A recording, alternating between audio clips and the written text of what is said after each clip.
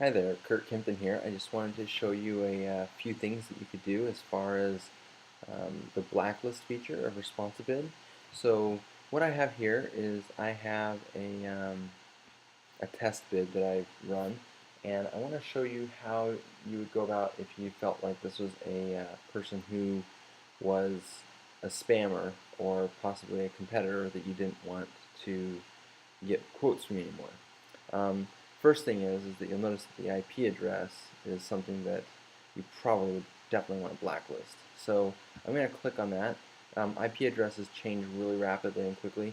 So when you blacklist an IP address, you're only blacklisting it for 3 days because we don't want to start closing off IP addresses, you know, and making problems for your customers.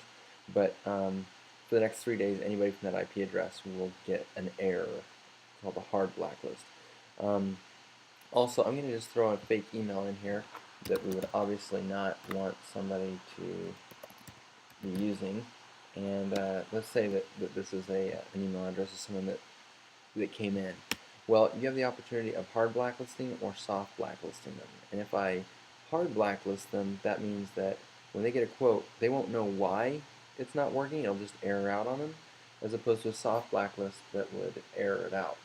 So I'm going to go ahead and I'm going to soft blacklist that, and then I'm going to show you what that means. So next time when I go in, someone fills out a Smartform or in the Lightbox, they can move about their business, but when they go to put in their information, you'll see that when they put in the email address, test@test.com, when they go click continue, it's actually going to, even though there was an email address in here, you can see that it's erroring out on them, that they need to put it in. And that's the example of how soft blacklisting works, as opposed to hard blacklisting, which if you hard blacklist it, well actually let's go manage our blacklist real quick here. Okay, so you can see that this is hard blacklisted, this email address and this IP address.